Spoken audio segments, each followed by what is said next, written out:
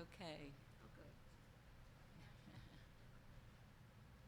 So, welcome. I'm Joan Ditzion. I'm one of the original founders. Oh, by the way, we're just going to sit at the table. We find it's more conversational. I'm Joan Ditzion. I'm one of the original founders of the Boston Women's Health Book Collective, and I, along with Nancy Miriam Hawley and Paula Doress-Worters and Wendy Sanford, welcome you to this panel, Formative Years, the Birth of Our Bodies Ourselves. Basically, we're thrilled to be part of this conference and really thank Deborah Bell and Yahoo King and all the planners who really trying to capture the original passionate sort of social justice vision that we had, the creativity, the intelligence, the energy that was unleashed in us as a cohort of second wave feminists during these sort of revolutionary moments of the beginnings of the women's movement in the late 60s and early 70s. For us as founders of Our Bodies Ourselves, we've sort of been part of that movement. And we never would have imagined, as we worked on a project to help ourselves and other women learn about reproduction, sexuality, and healthcare, that this project will have come so far and really touch the lives, really change the global conversation on, women and health.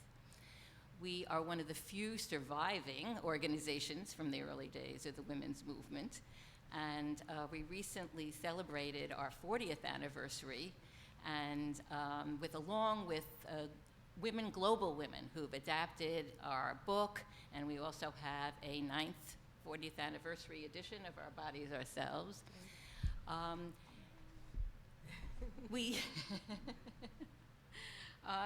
Basically, none of us would have imagined. The book seemed to really strike a responsive chord with women, change so many hands, touch the lives of so many women here and around the world, and 4.5 million copies have been sold.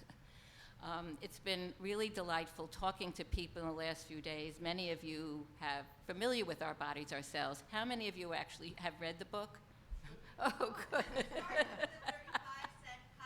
Oh, cool. Yes.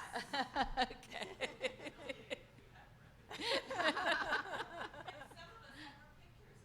Oh, terrific. Yeah, all right.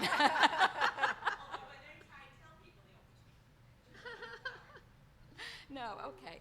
And you probably have a story for yourself or your sister or a friend or mother or roommate or colleague who turned to this book for trustworthy, supportive information at a sort of critical time in your or their lives. Basically, I guess that's all really part of our story. We want to hear from you, and that's part of the theme of today, because it's a story that keeps expanding and keeps growing. So let me tell you a little bit about the format of our panel today. Basically, as birth mothers of Our Bodies Ourselves, we'll weave personal stories with the history of the project, then open up for discussion. We'll have small group and then large group conversations, and then come back. We do want to say, as founders, we're aging women now. And the founder group, which now is 12 women, range from 66 to 82.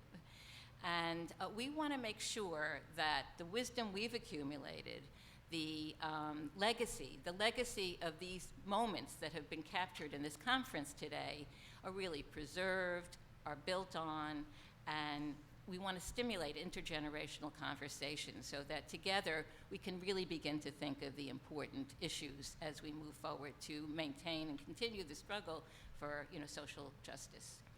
I want to also say that some of you might be interested in more details of the history of the project, and so we have a timeline. Some of you picked it up, but if not, a timeline here to just give you the whole sort of trajectory over more than 42 years.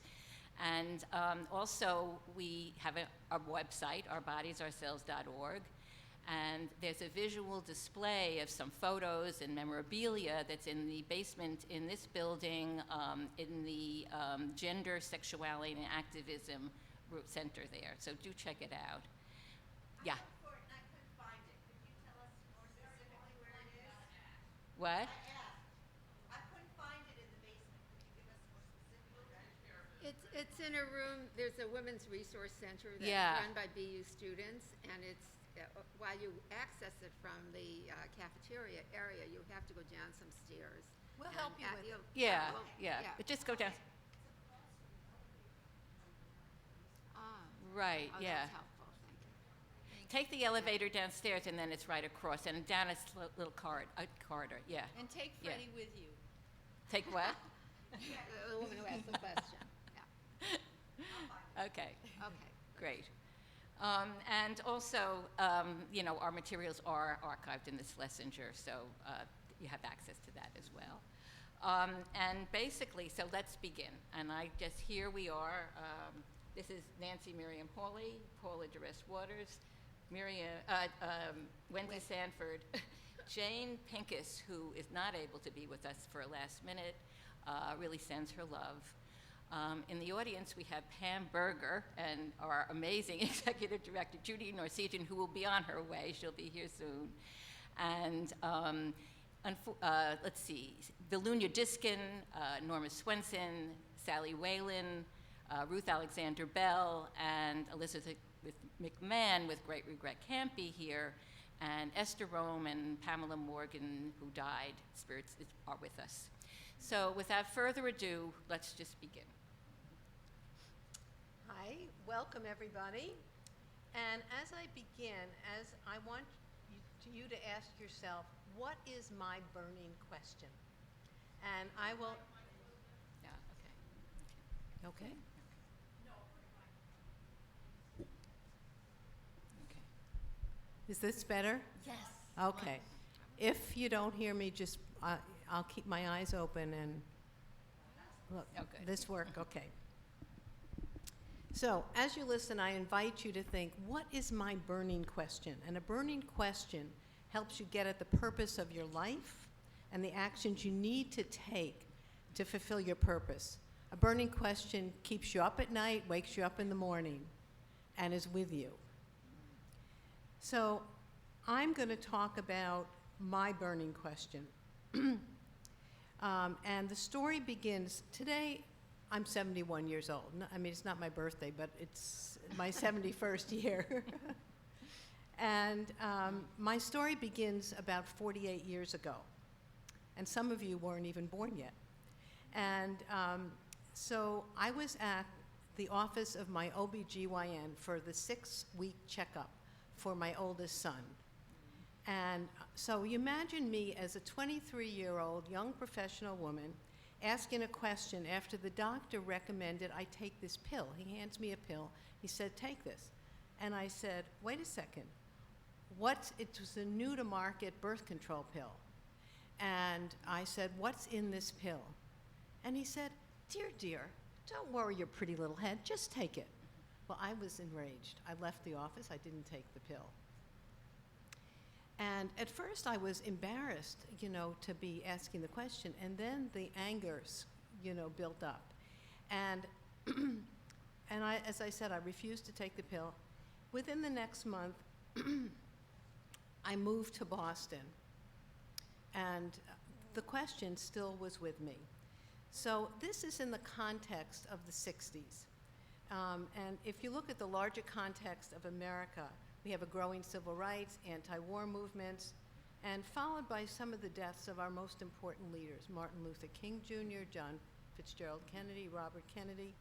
We're coming out of the 50s and the feminine mystique, and the beginnings of the second wave of the women's movement that I was engaged in when I moved to Boston. So I was the first generation of my family to complete college. My parents were activists. Social justice was our family's religion. I grew up singing songs of Woody Guthrie, Pete Seeger, Odetta, the Weavers. My mother was an early feminist and encouraged me to get the professional degree she hadn't been able to get because of the Great Depression.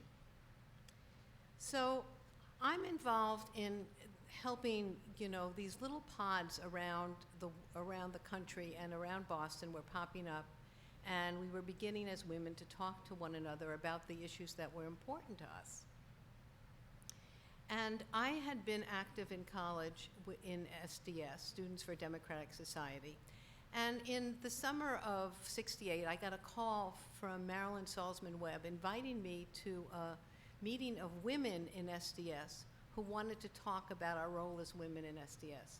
I was just leaving for a family vacation. I said, no, I can't go, but keep me in touch with what follows up. She calls me back after the summer and says, we're meeting in November of '68 in Chicago. Please come. Again, it was a gathering of politically active women who were coming together. And that was the event where Naomi Weinstein, who was referred to yesterday, gave her her ovarian paper on education, and Ann Coit read The Myth of the Vaginal Orgasm. It blew our minds.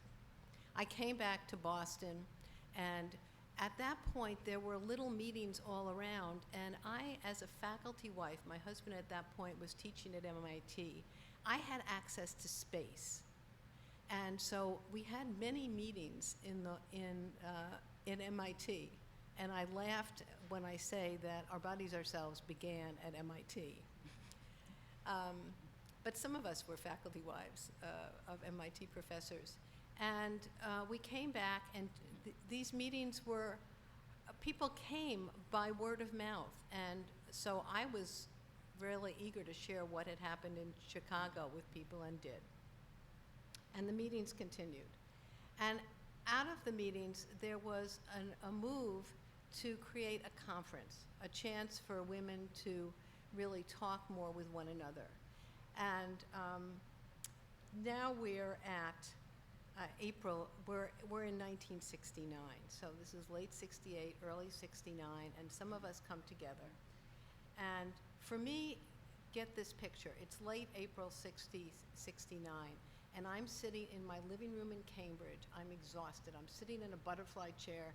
It's early in the morning, and my daughter has finally fallen asleep in my arms, having been up most of the night. And I said, why did I get involved in helping to organize this first women's conference? I'm crazy. You know, and then I look at my daughter and I think about all the women's stories and the burning questions that have been shared in these meetings, you know, of women's difficult birth experiences, difficult pregnancy experiences, inability to get an abortion when they wanted to. And I thought, I'm doing this. And then I looked at my daughter asleep in my arm and I said, honey, I'm doing this for you. And let's see. So it's May 4th, 1969. I'm standing in front of a packed room at Emmanuel College's first female liberation conference. And I'm leading the workshop, Control of Their Bodies. And the language is very important in terms of the closeness or distance we felt from our bodies. And then from June of '69 to December '70, there was a lot of activity. The room was packed at the conference, and women wanted to continue the conversation. And so there was a lot of activity that happened that summer. We meet in each other's homes, we research topics on women's health and sexuality, we gather together women's experiences, we mimeograph papers, we deliver a course at MIT, at an MIT lounge. Again, we're back at MIT. And women ask for a book. We raise money and print the book ourselves. In December 1970, Women and Their Bodies, later named Our Bodies Ourselves, is born. So in the next 2 years, we sell about 250,000 copies of Our Bodies Ourselves, Women and Their Bodies. Women and their bodies. By word of mouth. And every woman has a body, knowledge is power, and we sell the book to Simon & Schuster to achieve wider distribution. Our Bodies Ourselves, one of the things that is important from the beginning is the 3 threads of Our Bodies Ourselves. We wanted, okay, there's 3 threads. One was getting accurate medical and health information. The next was getting women's experiences we are the best experts on ourselves. And we talked to one another, and as women shared experiences, we took them down and included them. And the third was a political analysis of a social, economic, political analysis of the health system. It wasn't a health system, it's a medical care system. And for some of us, this was new, and for some of us, this was what I grew up with and was involved with throughout my young adult years. So, and those three threads have permeated and I think made the integration of those three threads have made Our Bodies Ourselves still stand up 40 plus years from now. So Our Bodies Ourselves helped change the culture. For the first time, women took responsibility for their health before the internet, social media, and ubiquitous connectivity. And one of the things I want to acknowledge that just happened this week, we were acknowledged as a group as one of 24, the title was 24 Extraordinary Women Who Changed Sex Forever. In the some of you may have seen that reference in the Huffington Post. So it began for me and for this group with my burning question. What's in the pill that a doctor refused to answer? It was the right question at the time when the culture was ready to hear it. About 40 years later, the book's still in print, and the question that gave rise to it is now answered, though in doing so, deeply ingrained attitudes about doctors' knowledge, the role of gender, and women's rights were transformed. And there's a new burning question. I'm going to just end right now with my new burning question that has arisen for me because I've asked you to think about your burning questions. It's every bit as compelling as the original for me, less concrete maybe, less medical, less gender specific, but no less important, just as urgent and maybe even more so. How do we bring our whole selves to the whole of our lives in the moment? And with that, I'll end.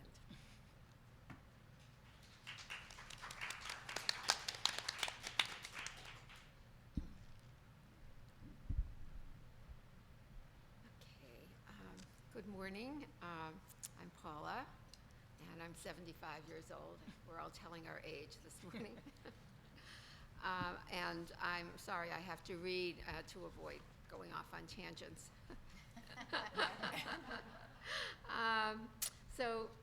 I grew up the eldest child of immigrants from Eastern Europe in the 1940s and 1950s in Roxbury, which was then a predominantly Jewish working class neighborhood of Boston.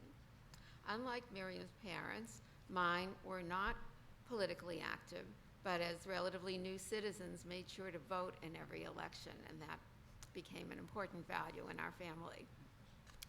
I grew up increasingly aware of my mother's anxiety about family remaining in Poland, the grandmother and uncles I would never know. This awareness sensitized me to racism as a danger in all societies. When African Americans moving north after World War II settled in Roxbury, I noticed that the city bus drivers that we rode to the high school were rude to them when they got on the bus, if they didn't know the fare or whatever, reason might have been. And other adults and some teens as well were uncomfortable with our new neighbors. As I came of age in the 1960s in America, race really became a focus for college students all over the United States. Many of us in the Our Bodies Ourselves Founders group were active in the social justice movements of the 1960s, especially civil rights and opposition to the Vietnam War. After graduating from college, I worked as a community organizer in a racially mixed section of Roxbury. When some in our organizing project embraced Black nationalism, they urged white participants to go back to their communities to organize white people against racism. As a newly married woman living in a brick apartment building in another part of the city without porches or yards for neighboring, I wondered where and what was my community, if not for this project. The rise of a women's liberation movement at the time was an exciting new development, that provided an answer for many of us, and for me as well. How could we be successful in the fight for greater social equality without challenging our own subordinate positions as women in marriage, in the workplace, and the wider society? I began attending CR groups and task force groups with the hope that our new movement would strengthen women in our personal lives and empower us as a political movement. At the first Women's Liberation Conference in Boston in May of 1969, there were such a variety of workshops offered. I watched a karate demonstration and signed up for a class in Brookline. I attended a session on women in Algeria, and there were many countries, people who had traveled there or knew something about it, presenting. I was drawn to a session on women and control of our bodies, in large part because the two discussion leaders were friends of mine, and I was curious what they would be talking about. Miriam Nancy Hawley, then a new friend I met through the women's movement, now an old friend of nearly a half century. She was presenting on the advantages of prepared childbirth, which both of us had experienced. The other presenter was the sociologist Nancy Stoller Shaw, an old friend from the civil rights movement, who was presenting on abortion as an important part of reproductive rights, but then still illegal in the United States. That workshop was especially well attended, and yet despite our numbers, everyone had a chance to share their questions and experiences.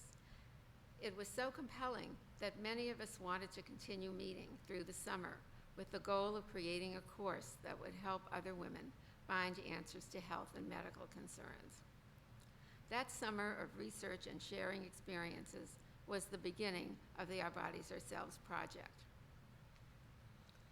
Those developments coincided with important changes in my life. I had become a mother in 1966 and seemingly out of nowhere was overcome with depression and marital problems. I was frustrated and dismayed that there was no literature for lay readers on postpartum depression, so I chose that topic for my research and course presentation. When the opportunity arose to publish a book based on our course, I felt motivated to do further research on postpartum. I worked with the late Esther Rome, not yet a mother then, her mother had experienced a postpartum depression, and she knew about that through her childhood. So we were a good team and crafted a chapter that looked at the physical and emotional challenges of postpartum depression and ended with a list we called our demands, that is, social policy changes that would ease the isolation of new mothers and support mothers and children, such as free childcare. We were naive about what was involved, but we were able to identify what was needed. We were a group that challenged the role of experts, especially those who set themselves up as experts on women. In the medical literature, we read that women were passive, narcissistic, and masochistic. Who were those women? We didn't know. Our motto was, women are the best experts on ourselves, and that was an important theme of Our Bodies Ourselves. That can-do philosophy shaped our approach to the research we did for the course and later for the book. We each chose chapters that particularly interested us and wrote from a laywoman's perspective, turning to our few allies in the medical profession to help us gain access to medical journals, steer us to useful resources, and read chapters when they were completed to be sure of medical accuracy. We also shared information on doctors for women seeking referrals to doctors who were good in their specialties and also were not condescending to women. There were very few women doctors at the time, maybe 6% overall, and only 2% of OBGYNs because that was considered a surgical specialty. We were also empowered by our can-do philosophy in our group decision-making. In negotiating a contract with our publisher, we asked for concessions that were unheard of. We insisted on control over the cover, worried about, the sexy woman image, And we insisted on traveling in pairs on book tours. Traveling together strengthened our bonds within the group and also served to demonstrate collaboration as we shared the spotlight on interviews. We also asked for and received a clinic discount for low-income women and funding for a U.S. Spanish translation. And here's one of our early ones.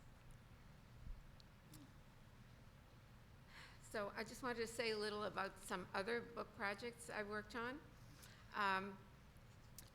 Following Our Bodies, Ourselves, and Ourselves Growing Older. Okay.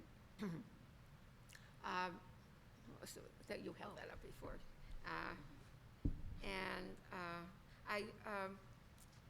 In one of our succeeding chapters after the early ones, we added a chapter on women growing older.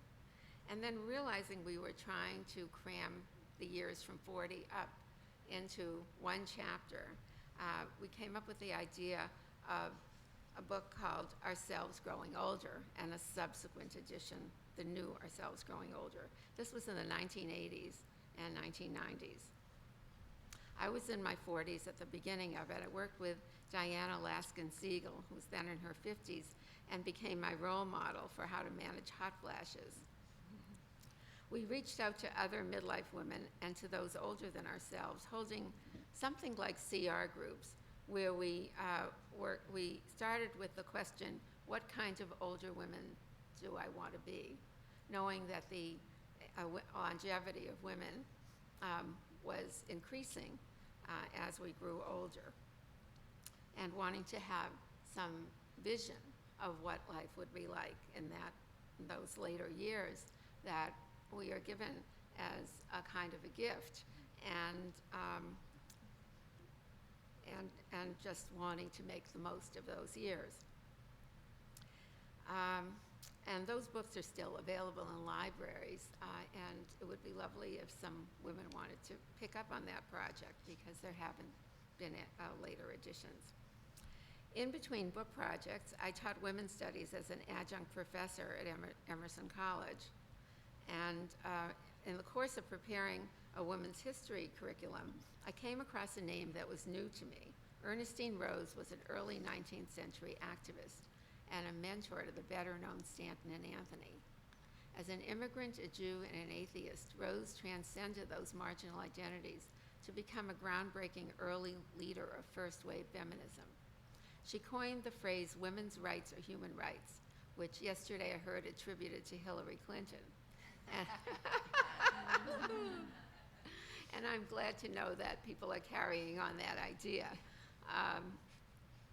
So in my 60s at Brandeis University's Women's Studies Research Center, I satisfied my curiosity about this elusive early women's rights leaders, and my curiosity about that movement and how women got themselves together and did so much at a time when women had so few legal or economic rights. Women couldn't leave home without their husband's permission. They couldn't get custody of their children after a divorce, and so women stayed in bad marriages. There were many things that are hard to even imagine a situation like that. And so what I did was I collected Rose's speeches and letters, and I wrote an introductory chapter about her life and work in women's rights, abolition of slavery, and religious free thought. That was my time. Okay, so I'll just say, okay, so I just want to mention that my burning issue of the moment is about gun control, which has become a politically incorrect phrase, that we now say community gun safety. And I can talk to people more, and there's a women's issue attached to it, but I can talk to that to people one-on-one, anyone who's interested. So, thank you.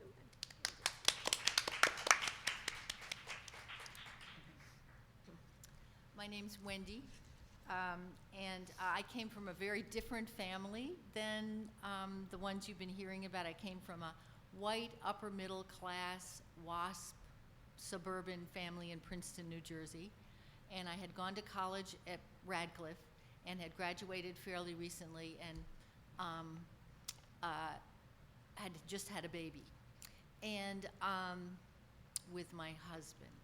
And I was a very unlikely person in some ways, to become part of this group. And I credit Esther Rome, our beloved Esther.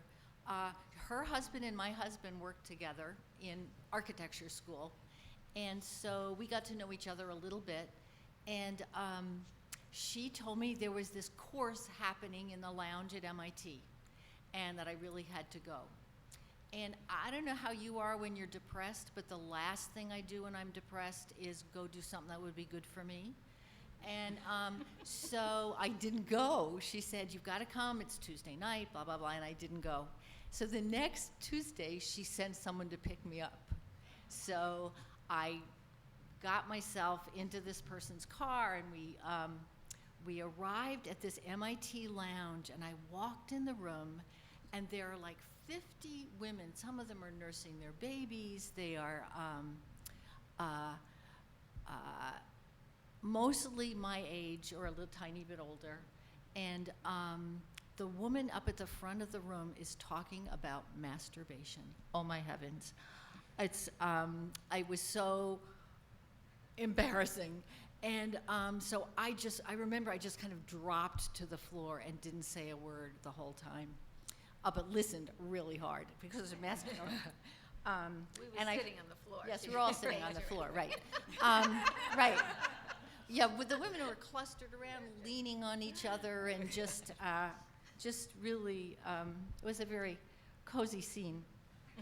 So then we did something called, and I had been suffering from a postpartum depression, as Paula had also.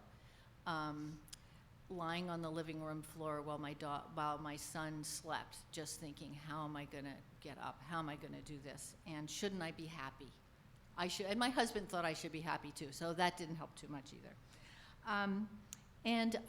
So then we broke into small groups, which I had never done before in my life, was break into small groups. I mean, it was even a new pedagogy that came out of the anti-war movement and some of the other social change movements that these folks, I didn't even know who Pete Seeger was at the time. Oh my so God. I was just really not a candidate for this group. And so we broke into small groups, and I walked into one of the little MIT classrooms, and there's Miriam organizing chairs, and there's Paula, none of whom I knew at the time. And so we started talking about sex, and I heard the word clitoris for the first time, and I said out loud. And I heard people say, you know, these are our bodies, and we should be able to enjoy sex. And I just hadn't heard any of this before. But then someone started talking about postpartum depression. And Paula spoke, and Esther spoke, and it's like you hear about that early second wave women's movement, consciousness raising kind of moment where you're gripped, and it speaks to you.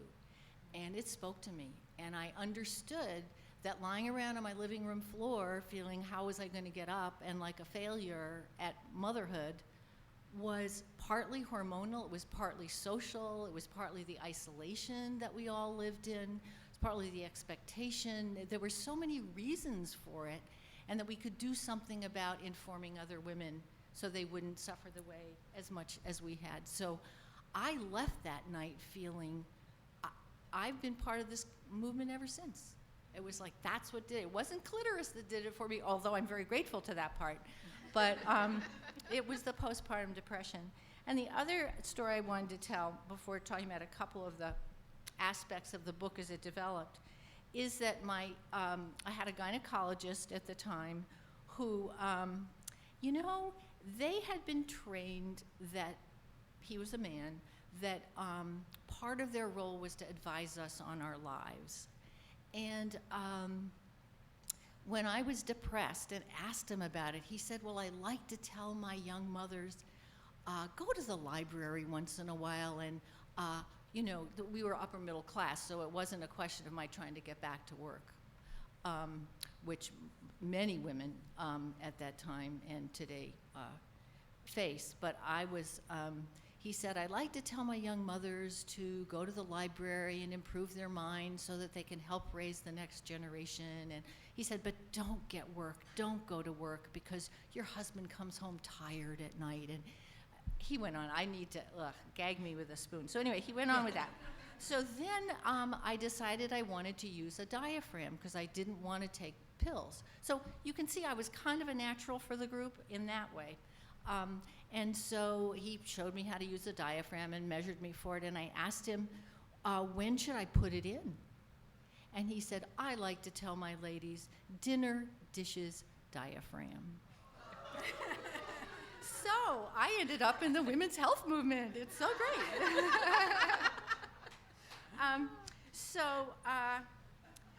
There's so many things I want to say.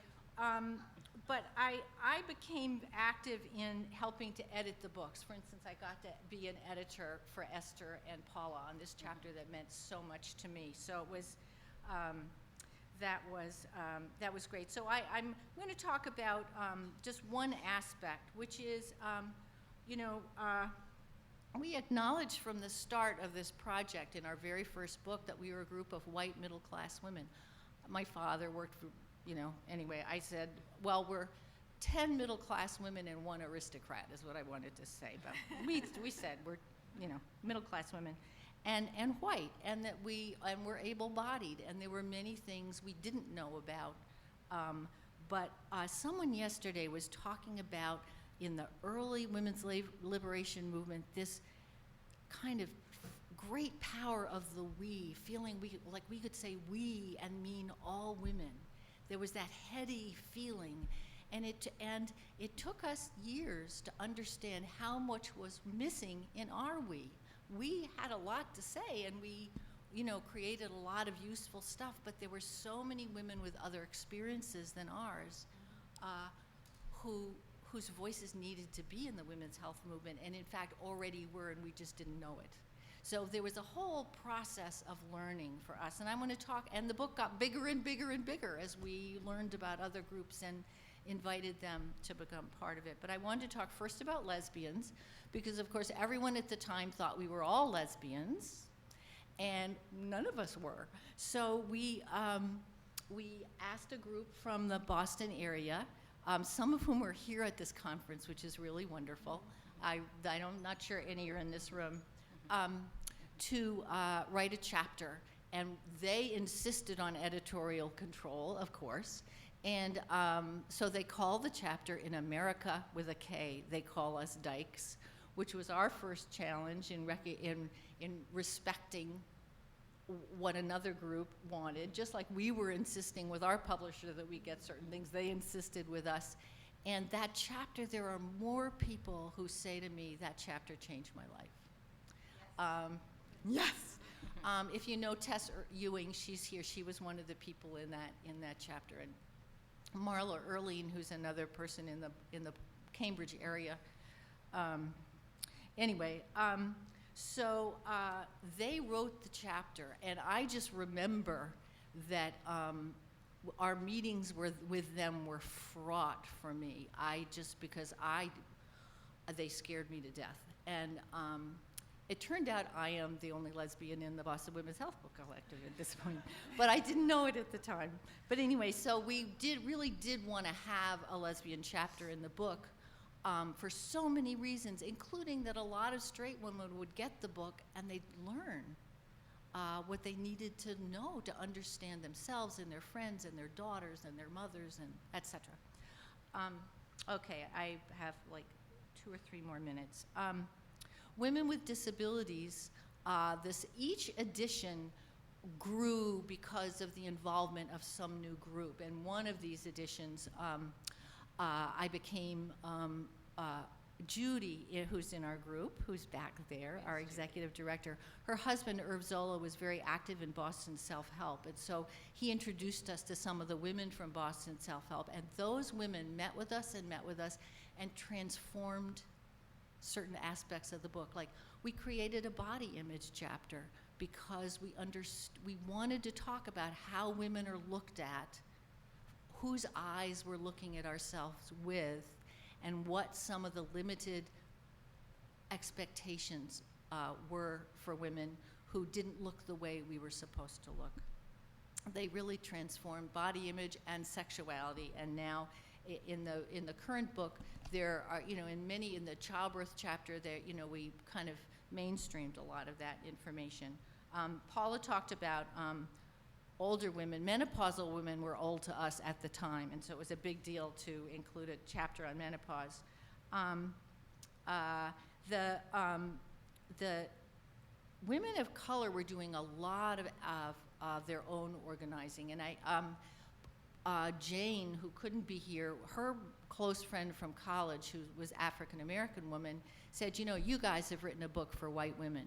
And Jane was incensed, and we were all incensed. And then gradually we understood that there's a lot we had to offer, but there were experiences that we didn't know. And for instance, just one example was to hammer away at abortion rights, which are incredibly important, but not talk about sterilization abuse was so we're only seeing part of the story. Or not to talk about a woman's right to have children and to have the support from the community to have children, which Paula was also talking about. So we realized there were a lot of interwoven topics, and the National Black Women's Health Project got going. A group of Latinas eventually wrote their own version of our book. We did some fundraising for that, and they changed the book around. They put spiritual questions in that we never touched as a fairly atheist group at the time.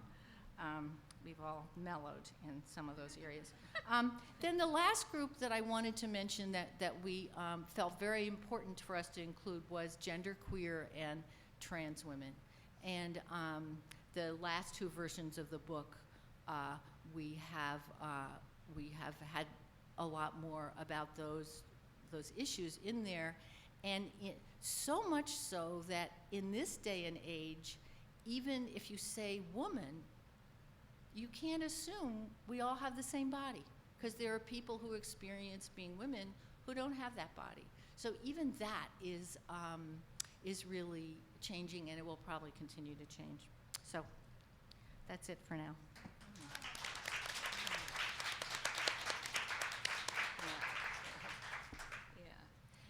As you can tell from these stories, as birth mothers, after 42 years, we're bonded for life. My initial awakening to feminism, I'm Joan Ditzion, by the way, I said that earlier. My initial awakening to feminism began in 1969 January at an anti-inaugural Nixon gathering in Washington, D.C. And I was a young woman then, 25 years old, and newly married, I guess, almost 2 years. And there was a group of women from Boston at this conference, from Bread and Roses. And they said, we don't want to make coffee, we don't want to take notes, we want full participation in this process, and we want to change gender inequities. So I thought, that sounds interesting. When we moved back to Cambridge, I'd like to find out more about this movement. So in the summer of 1969, we moved back to Cambridge, and I saw in the Old Mole an article. This was a left-wing underground newspaper that said, well, before that, I want to say this, that I come from a socially conscious family, as Miriam did, that my parents were progressives. They were New York City public school teachers. I come from a sort of a close Jewish extended family, and I was the firstborn child and basically felt the influence of a strong matriarchy in my family, of women who were wonderful and always present in my life, and really inspired me to become part of the women's movement. And in those days, basically, the political climate was such. Well, anyhow, I was in part of, before that, I guess I had been part of the civil rights movement, and but I came of age actually in Berkeley. I was a graduate student in Berkeley and became part of the the free speech movement. And that was probably an awakening for me. And so it was a time, as has been evoked by people here, there was a political optimism that we really thought we could make a difference and change some of the oppressive institutions in society. and really make the world a better place. It was a very sort of idealistic time in our lives. And so, you know, when we moved back to Cambridge, I found this ad in the Old Mole, and it was a course for women and their bodies. We were still in third person, not our bodies ourselves at that point, and basically felt, oh, wow, okay, I want to sign up. So I, like Wendy, joined the project at that point and went to the meeting at MIT, the first course that was being given. And I guess we, as women at that point, were just beginning to awaken to the fact that we had really been socialized female in a rather patriarchal society, and just beginning to sort of get an awareness of what that meant. So the first sessions were, as was described, on sexuality. And basically, in fact, that first session, there was this big drawing of a vagina. It was the more explicit picture I've ever seen really in public before. And then there was discussion of masturbation and, you know, clitoral orgasm. And I, like Wendy, was a bit, you know, taken by it all. I mean, I knew at that point, basically, that I didn't know much about women's reproduction, about sexuality, about health. I had the biological facts of life, but I didn't know a lot of more than that. And so it was wonderful to break through and really begin to own and claim a woman-centered view of female sexuality. Sitting around the circle, there were these diverse stories about pregnancy and childbirth, and it was just, and the beginnings of the sort of the natural childbirth movement and breastfeeding, and it was all sort of new. My mother's story to me growing up about her childbirth experience was, well, I was in the hospital, I was anesthetized, and then the doctor brought you to me. So that was sort of, I mean, I had knew it was more than that, but that had been the prior era of women's experience of childbirth. I was on the pill at the time, and then really though, through these conversations became aware how reproductive rights was like a core right for every single woman. We needed safe birth control. We needed abortion as a last resort. And it was chilling to sit around and hear women's stories about having to resort to coat hangers and go to New York for back alley abortions. And so there was amazing energy in the room, and I knew that I just wasn't getting information like I needed to from the mainstream, and that all women's experiences really needed to be validated. So those were, for me, the ha-ha moments of those early days, because I really began to embrace a sort of a woman-centered view of my life. That I had been socialized female, obviously, that basically I was the other sex, though. I was inferior to men. I was less than. We were the secondary sex. And I thought a male point of view was the real view of reality. And so when I began to realize, no, you know, born female, that's how it, and that I really claimed a woman-centered view of myself and my life, that was really probably one of the most formative, transforming moments of my life. And so basically, I guess, I felt, then the personal is political really had deep meaning for me, because it was sexism in our society and patriarchal views of women and sexist views of women that were preventing us from really being full human beings. And so I really felt, wow, you know, we have to abolish sexism, we have to embrace feminism, and we have to really work for full social, political, and economic equality for all women. And so in 1970, I joined the project. And I just sort of jumped in. It was so gratifying to work on a project that I felt really passionate about. And it was, you know, compelling, this information, to sit in small groups and talk to women about our experiences, to really understand the impact of sexism on our lives.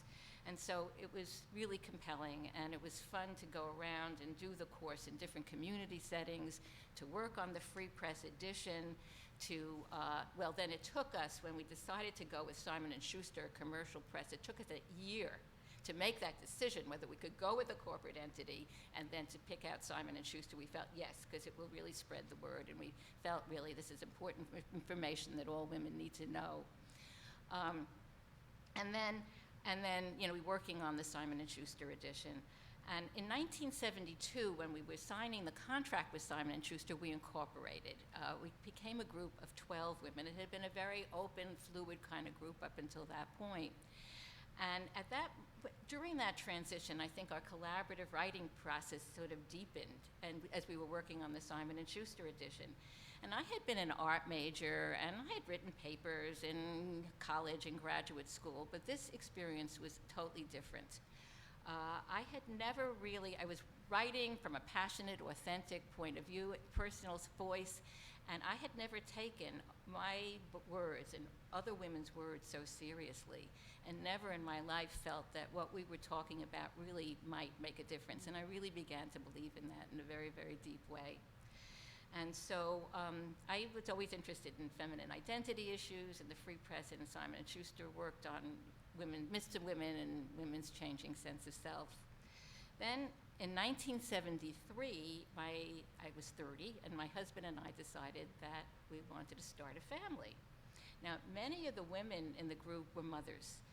They loved being mothers. They loved having children, but they became radicalized, really, in many ways, and politicized when they had their children. But they became mothers at the time, this is pre-Women's Lib, when biology was our destiny, and being a mother was intrinsic to being a woman. I decided to have a child. I didn't have children when I joined the women's movement, and so for me, it was really a question, it was a lifestyle decision. I didn't feel my identity was tied up in it, but I really did, we did choose to be a parent. And so basically, it was interesting. I mean, it was wonderful. I felt really in contact with a long ancestry of women, and I really had great pleasure raising kids. And working part-time, was doing book work actually at the time. But I want to say our bodies ourselves was one of the few, we always felt that reproductive rights was probably the most important issue for every single woman. But if parenting is really chosen, and raising the next generation of children is vitally important work in our society. And our society didn't then and still doesn't really, really support families. We don't have free or reasonably accessible childcare for most people, paid paternity and maternity leave, that when people take time off from work, they're penalized, they can't come back even though they are trying to raise the next generation in our society, and that there's really still the institutions don't support work-family balance in any kind of way. And so I still feel passionate about this. I think this is one of the unfinished businesses of the women's movement. Just briefly, in terms of now, and then I want to go back to the history, that the project actually inspired me to go to social work school. And I've actually, in recent years, became a geriatric social worker and worked with aging adults and families, and feel passionate now about combating ageism. And I feel we need to all find ways we can age with passion and purpose and a sense of agency, and ageism is as insidious as sexism ever was. I'm also going to be 71 tomorrow, so and aging is good. I went back to watercolor painting after many years and love being a grandmother. But wanting to go back to the early years of our story, and that is this, that after we did the Simon & Schuster edition, all royalties always went back to the organization, and it's never covered all the expenses the organization has then and currently as well. We paid ourselves very, very modestly for book work, and basically we then funded a lot of projects. We had, aside from this, aside from the Spanish edition, we funded a newsletter called Health Right, a film called Taking Our Bodies Back. We funded the Porcupine Women's Health Clinic in South Dakota, a group of Native American women. The book was beginning to inspire a really grassroots women's health movement. Carol Downer, who's here at this conference, started women's self-exam and women monitoring their own menstrual cycle. In those days, Barbara Seaman was making a strong case against for indiscriminate use of the birth control pill, and Mary Howell became the first women dean of Harvard Medical School, and she changed the quota so that it used to be only 8% of females were accepted to medical school. Now it's well beyond 50%. In 1975, we co-sponsored a women's health conference it was actually at Harvard Medical School with Mary Dean, but it was mostly grassroots women that participated, and there were 2,500 participants at the time. The Black Women's Project started, and lots of groups started at that point. And in those years, there were the first translations, adaptations of Our Bodies, Ourselves in Italian, Japanese, Danish, and British. So just fast forward, going to the present, the Boston Women's Health Book Collective is now called Our Bodies, Ourselves, is one of the few surviving organizations from the early days of the women's movement. And it's changed from a founder-driven collective to this was in the 1990s, a nonprofit with a board, with a full staff, advisory committee. And founder Judy Narcigian is our amazing executive director. Judy has more energy than anyone I know, and basically the organization would not be intact today without Judy. And she has created an amazing network of healthcare activists and healthcare organizations and partners. We have gone global. There are 26 adaptations of the book, and Sally Whalen, who's not here, has coordinated the administration of that. There's a group of Tibetan nuns who translated the book, and they're exiled in India. We have Turkish editions, Egyptian editions, Armenian editions, Nigerian, Russian editions. There's groups of Israel and Palestinian women who've worked together collaboratively and worked on a book both in Hebrew and Arabic. The most recent one is a Vietnam edition, and there's a group of Iranian women who have, in the United States, who've adapted it into Farsi. So we'll see what happens in Iran. Anyhow, also in addition, in 2011 to our 40th anniversary, there was a campaign called Educate Congress. And basically what we did is we try to give copies of Our Bodies, Ourselves, the 2011 edition, to every person, every representative in Congress. It was inspired by that they have evidence-based information to make some of their decisions. This was stimulated by Senate candidate Richard Murdoch from Indiana, who said that pregnancies resulting from rape were just something that God intended. So we thought they needed a little more scientific information about policy. And basically, also the book became, according to the Library of Congress, one of the 88 books that was, the 88 books that shaped America. And so the beat does go on, and basically we encourage you to check out our website, to check out the blog, and we're going to have a new website launched in April, and the mission of the organization remains the same: to empower women with good information to live full human lives. So. Anyhow, we've talked enough, so we really want to hear from you. And what we'd like you to do, yes? What? Okay, so actually move forward. What we want you to do is pair off with someone next to you, and if seating, it could be groups of 3, but we just want, pair off or triple off, whatever, and do that. And then there are 2 questions I want you to talk about. We want you to talk about. There's not much time left now. Oh my God. No, we don't have much time. Oh my God. Everyone went over. We lost time? Oh, because we started late. And everyone went over. Okay, then So let's just have a free-for-all. let's have a free-for-all. Okay, Wait a second, I'll move the mic up. okay. And I guess what we'd love to hear anything's on your mind, anything but, certainly or Bodies, Ourselves stories, but burning issues that you have for today. Yeah. Go. First of all, thank you all for being in existence. We got Okay. your 35-cent. Why don't you take that one, and I'll move this one so Wendy and I can share Uh-huh. it. It was called How to Have Intercourse Without Getting Screwed. And because we were involved in an abortion rights referendum, we created another one because we found out from our research that 1 out of every 4 women in Washington State had terminated a pregnancy. And Yeah. we were involved in the only referendum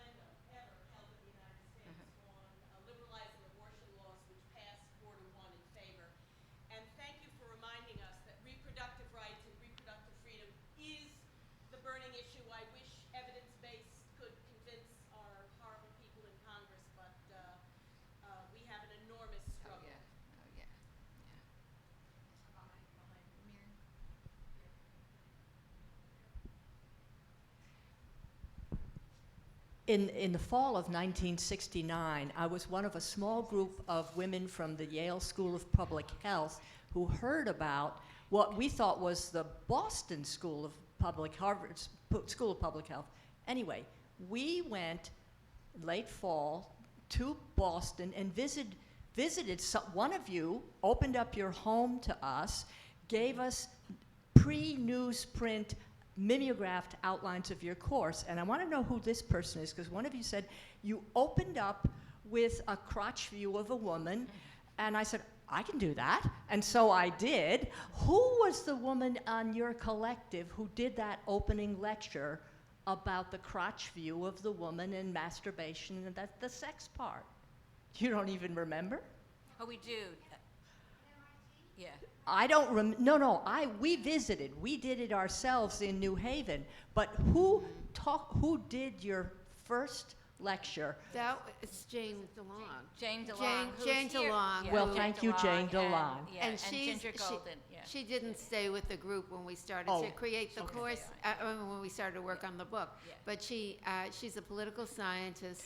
She's at the conference. I'm going to finish my at the anecdote. Okay, well, let me just say, Okay. her current name is Jane Mansbridge. Right. So if you want to. No, she's I don't here. want, I just, Yeah. we went on to do the course again. It was easy for me to talk about sex, not easy for me to talk about lesbian feelings. We imported a radical lesbian for our second iteration from the course for New York City, and I came out. And then my third experience with lesbianism, the one that in America they call us dykes, I wrote your collective a letter saying, I'm an open lesbian.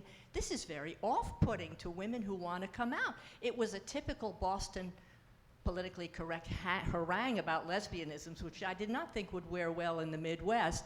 And I got a polite note back from somebody in the collective saying, well, we wrote that, we contracted that out. None of us are lesbians. That has obviously changed. And you're so well integrated with lesbians. I wrote an anecdote about having a fabulous lust affair at the age of 60 that I didn't even know I was capable of, and I sent it to the collective because they used to publish anecdotes. But you have integrated sexuality so well, the anecdote was too long and you never published it. Anyway, I love your book. Any comments or burning questions that you'd like to share? Here, no, let's be, no, this goes really far. Okay. Good. Hi there.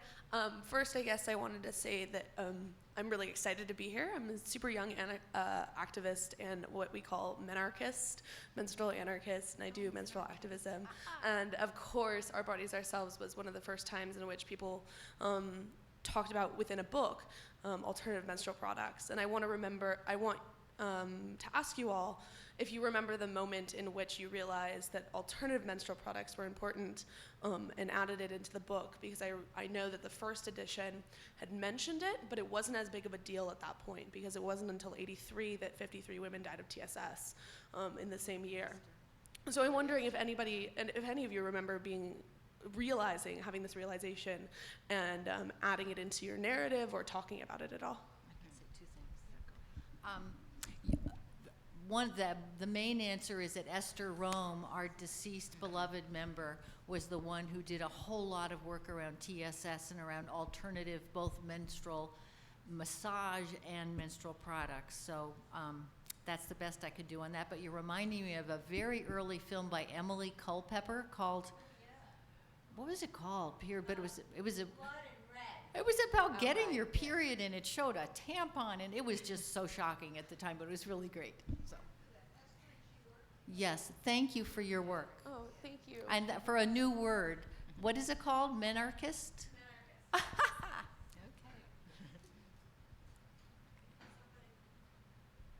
I don't actually have a question, but so I've written a history of the menstrual cup, and I was curious about this.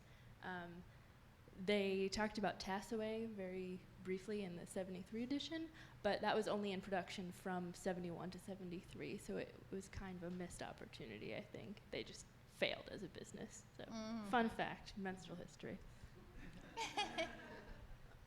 And you're also writing a book about Barbara Seaman, right? Yes. I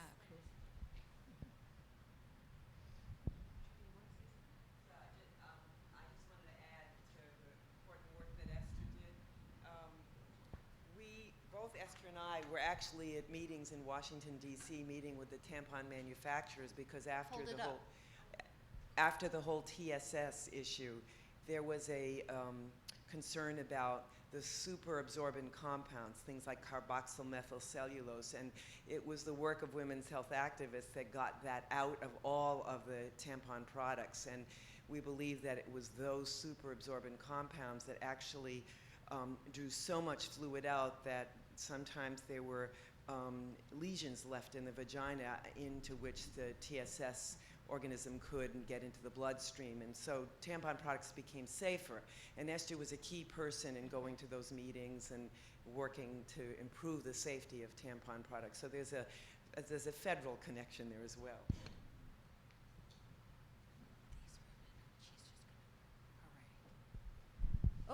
Okay, I'll move over. There we go.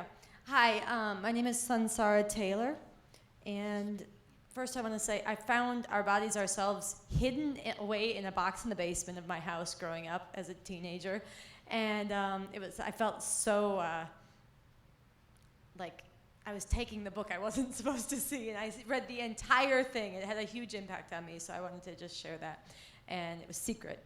But I wanted to say also that I agree that the question of abortion is not the only question of women's reproductive health and women's reproductive rights that's very central, but it is one of those things that is right now under such fire, so all out, and it is such a concentration of slamming women backwards, because if you can't control your reproduction, you really can't control anything about your lives.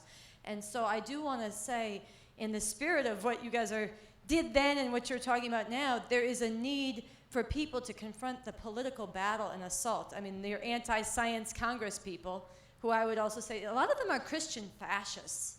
And they know what they're doing. They know it's not scientific. They actually are setting out to put women back into the back alleys, under male servitude, openly, as breeders of children. And so I do want to call on people.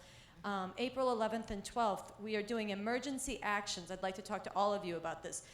Around abortion rights across the country, abortion on demand and without apology, and relying on ourselves, and not just hoping that a politician or a court order is going to reverse this trajectory, where yesterday's outrage becomes today's compromised position, and tomorrow's limit of what can be imagined. We've watched this whole trajectory roll further and further to the right, and we have to change it by getting out there in public. We're doing speak-outs on the 11th. It's a Friday. Women are going to tell their abortion stories pre-Roe, the stories that younger generations have not heard. We're going to bring alive the emergency, the clinic that was just destroyed in Montana this month. People don't know this. The clinics that were closed down in Texas, the women in the Rio Grande. There's one clinic left in Mississippi, April 28th, that could be closed. The same federal courts that closed Texas are going to rule on that one.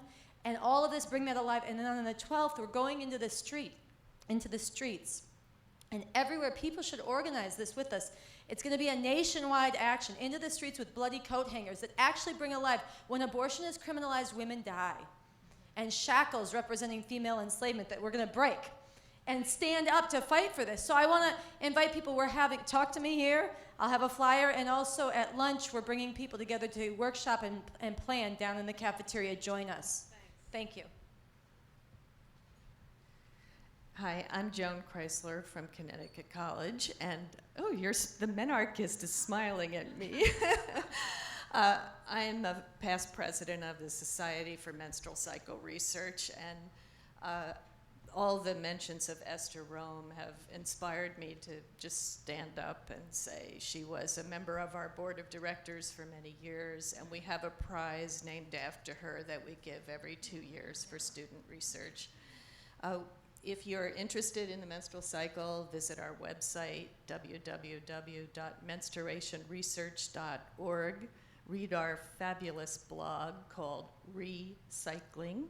And we're starting a new academic journal called Women's Reproductive Health. The first issue will be out in May. So we're active, and we appreciate our long association with OBOS.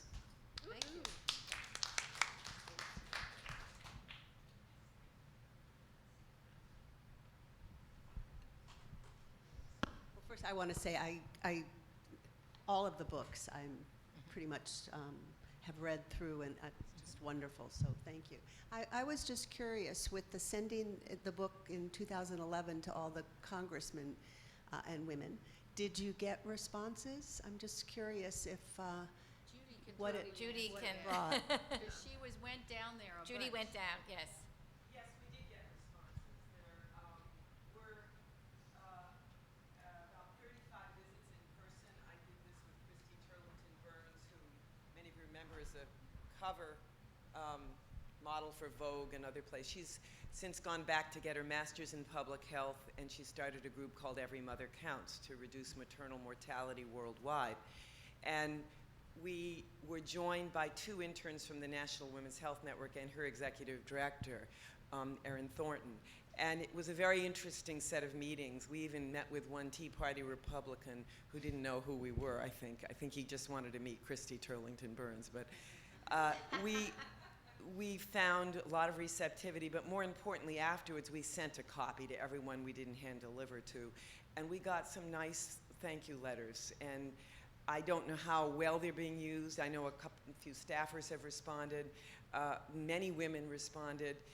But it was really to demonstrate that there's a combination of a lack of knowledge and what you just pointed out, which is actual willful rejection of the science that they know well exists. So we were stopping short of that. And this was nonpartisan, so everybody got it.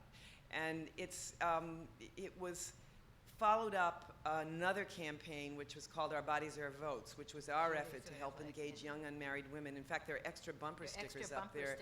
They're called, show them up, Yes. point them out. If you want to get one, by all means do. That was to engage young unmarried women who were the cohort projected least likely to vote in the last presidential election. And because of many organizations, not just ours, that did not happen. And young unmarried women did vote, and they voted in their self-interest. So that was followed by Educate Congress, because some of the journalists said, it isn't just women, it's, members of Congress who need this. And it's something that needs to continue at the state level, because some of the most horrendous attacks, as you just heard, are at the state level, and we need to be responding there as well. The Abortion Care Network has got a great website. They just had their conference earlier this month in Florida, and they are the non-Planned Parenthood abortion clinics in this country under enormous siege, as you can imagine. Let me just say that one recent victory in Massachusetts just last week is that women who are incarcerated will no longer wear shackles during childbirth. Finally. Wow. Hi. For all the, this is a great panel, and for all the changes that, individual changes that's made, that OBOS has made in our lives, our bodies, ourselves, I think one of the greatest things about OBOS is that it's sparked and it's been a core of a widespread movement in hospitals, among doctors, among grassroots groups, to change the structures that impact women's health. And that's partly from your analysis, it's partly from your work. I'm curious whether the international editions keep that focus on the analysis and on building a movement of activists to change structures, not just to empower women with choice. Yeah, well, they do. I mean, and also there's a wonderful book by Kathy Davis. She actually, part of the problem with the international editions is that we don't really read those languages, so we don't know the nuanced kind of interpretation of it. But someone did, and she wrote a book called, what is it? It's on your, on the timeline, which you can check if you're really, and she really does give a very careful analysis. It's called The Making of Our Bodies Ourselves, How Feminism Travels Across Borders. And I mean, each country, the thing that's fascinating about it, each country interprets these things in their own way, but there's always the personal and the institutional and the political analysis, and that's through every book.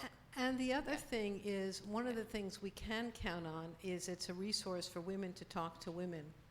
And we're smart. We figure things out and figure out things that are appropriate in our cultures. I mean, for instance, in 1995, I was at the Fourth World Conference and meeting with a woman who had translated the book into Chinese. And they couldn't distribute the book with the chapters on sexuality and lesbianism. But the pamphlets, so we said, they wanted our approval to get the word out. We said, well, get as much out as you can at the time.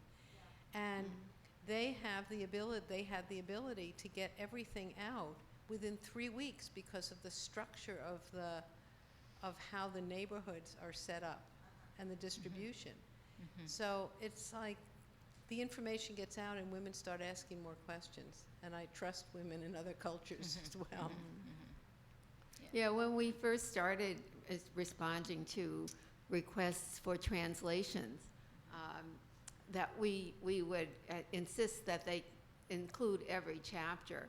But as time went on, and particularly as it went into some third world countries where the culture was much different from ours, we took the same approach we took with ourselves, that women are the best experts on themselves, and they know what's going to fly in their culture and what isn't. And I know there's one project, I think it was the one in Tanzania, where the total focus is on nutrition. No, that was the group of Tibetan nuns. No. Oh, no? No, it was anyway. It was But it doesn't matter which was. But the point is that women know what people in their culture will respond to, and they start with that and gradually add more subjects. Some things can be discussed in the group, but not necessarily put on paper. So it depends a lot on the conditions that they're living in, what they include. And we trust that the same process that Wendy talked about in terms of how we incorporated more awareness into our later editions, women around the world will do that too. I had another observation too. For me, I was also in Berkeley, during the free speech movement and arrested, and it was my coming of age and empowering time. And the empowerment for women that I've seen over time is so important. But I remember in '76, I had just moved to Boston and had a woman gynecologist, and I think things have changed, but I just want to comment because I think it's so easy to think that all women are going to share these views. And I had a woman gynecologist who I was then, I can't remember my exact age, but I think I was like 28. And I didn't have children then, and she said, well, of course you're going to have your tubes tied. And I looked at her, and I said, are you crazy? I'm just 28 now. I think I want to have kids, And I remember thinking then, gosh, if I hadn't really been aware of being able to question even women, medical people, who knows what I would have done. And a lot of women just would take for granted what, the medical people. I mean, my husband happens to be a doctor, so, but so not all women subscribe to it. So I think it's a faulty assumption I think it's changing. This was back in '76, but I just wanted to comment on it. And that book, saved me. So. It's about 5:11, so I think we probably need to end. Any last word?